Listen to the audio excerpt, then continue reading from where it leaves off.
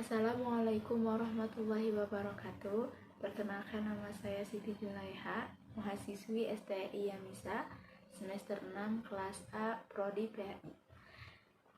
Tujuan saya membuat video pembelajaran ini yaitu untuk memenuhi salah satu tugas dari mata kuliah pembelajaran fikih. Assalamualaikum warahmatullahi wabarakatuh. Alhamdulillah, pada pertemuan minggu ini pembelajaran dilaksanakan secara daring, di mana untuk hari ini Ibu akan menjelaskan pembelajaran melalui media audio, visual, atau video. Sebelum pembelajaran dimulai, jangan lupa kalian untuk mengabsen di grup kelasnya masing-masing ya. Sesuai yang sudah Ibu bahas pada minggu lalu, pertemuan kali ini kita akan membahas tentang sholat sunnah. Nah, sholat sunnah itu terbagi menjadi dua, yaitu sholat sunnah mu'akkad dan sholat sunnah ghair mu'akkad. Tetapi untuk pembelajaran kali ini Ibu hanya akan membahas tentang sholat sunnah mu'akkad saja. Jangan lupa selama menyimak video ini kalian membuat catatan atau rangkuman pada buku tulis masing-masing ya, untuk nanti minggu depan dikumpulkan. Baik, kita langsung mulai saja pada pembelajarannya anak-anak ya. Jangan lupa untuk siapkan pensil, bukunya. Jangan lupa untuk membuat catatan ya. Baik, yang pertama yaitu pengertian atau ketentuan sholat sunnah mu'akkad.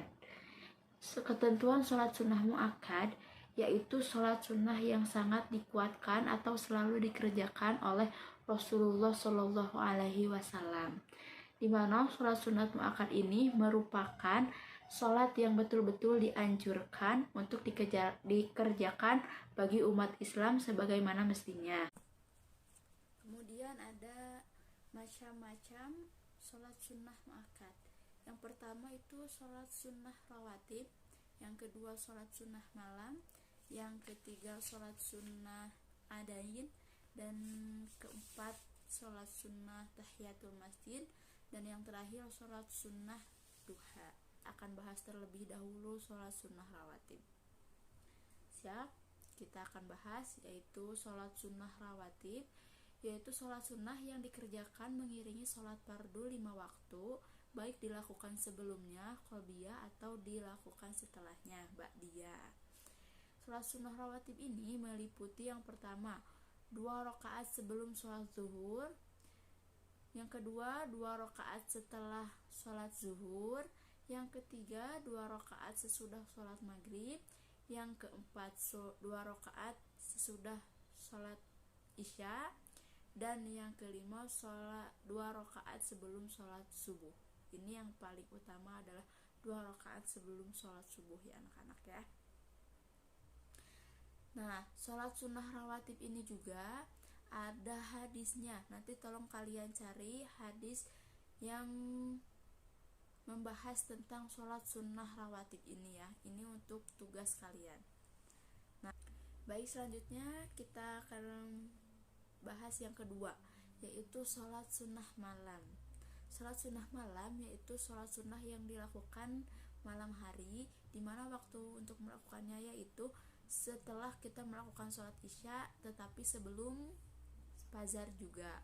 Nah, sholat sunnah ini sangat utama dan sangat baik dilakukan ketika di waktu sepertiganya malam. Adapun beberapa keutamaan sholat sunnah malam yaitu yang pertama diberikan kedudukan yang mulia, yang kedua menenteramkan jiwa, yang ketiga doanya dikabul, yang keempat diberikan pahala, dan yang kelima dimasukkan ke dalam surganya Allah.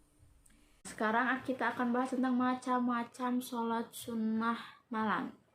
Yang pertama yaitu sholat sunnah tarawih yang biasanya kita lakukan saat bulan Ramadan atau saat bulan puasa ya. Dan yang kedua itu ada sholat sunnah tahajud. Ini baik dilakukan ketika waktu sepertiga malam, dimana waktu untuk melakukannya itu ketika jam 2 atau sampai jam 3 malam. Itu sangat bagus ya anak-anak ya. Kemudian yang ketiga yaitu ada sholat sunnah witir ya, dimana sholat sunnah witir ini artinya ganjil dilakukan. Biasanya suka dilakukan terakhir ketika sholat tarawih, suka ada sholat witirnya terakhir ya anak-anak ya. Baik, sekarang kita lanjutkan ke pembahasan nomor 3, yaitu sholat sunnah id. Sholat sunnah Id yaitu sholat sunnah yang biasa dilakukan ketika ada hari raya, baik itu hari raya Idul Fitri maupun hari raya Idul Adha. Sholat sunnah ini dilakukan 2 rakaat ya anak-anak ya, biasanya dilakukan pada pagi hari.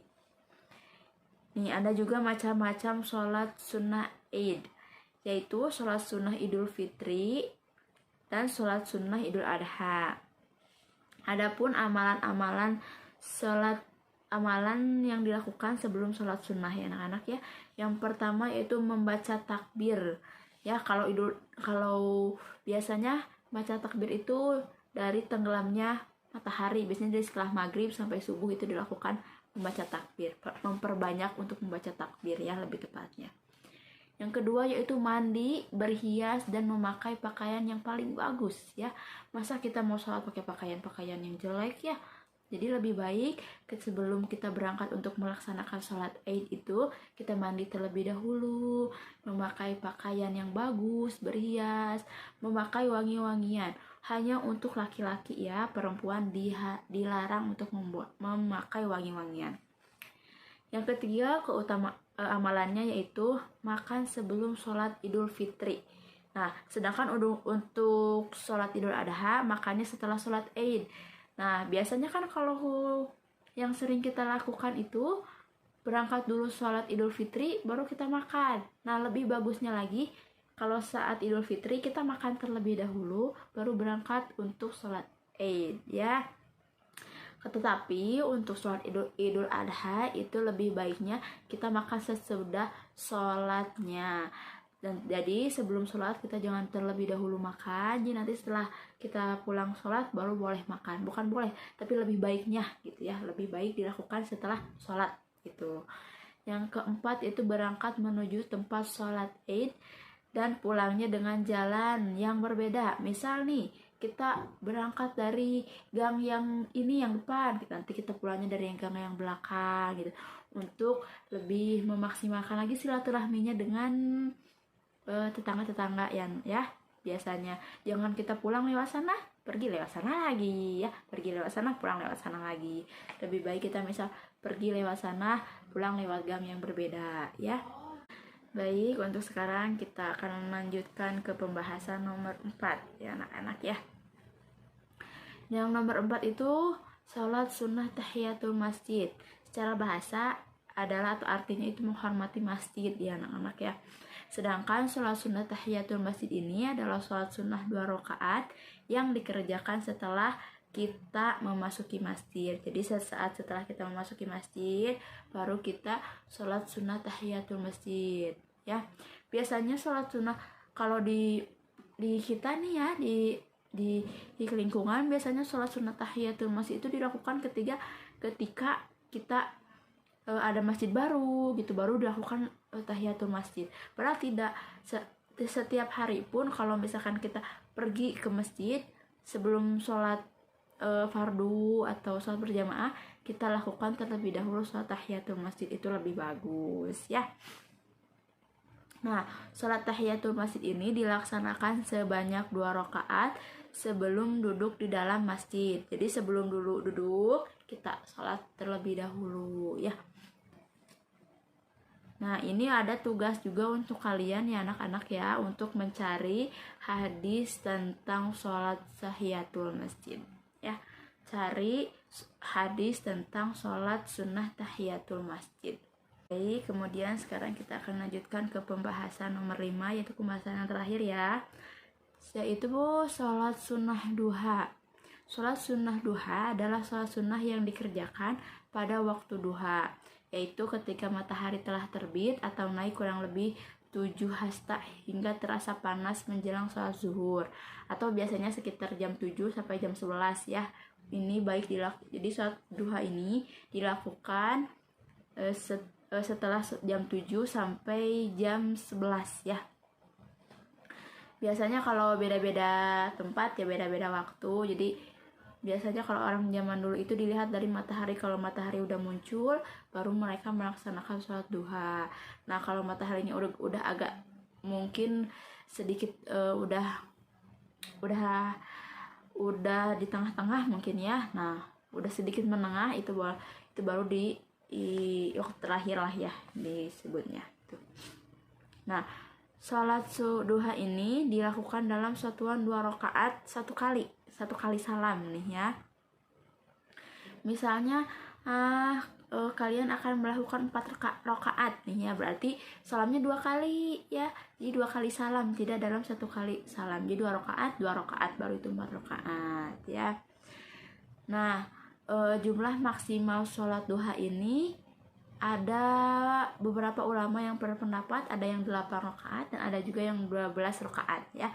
Nanti kalian carilah ya tentang hadis-hadis atau dasar-dasarnya ulama-ulama menetapkan berapa maksimal sholat duha ditetapkan. Nah ya. Nah, untuk pembahasan minggu ini cukup sekian saja ya anak-anak ya.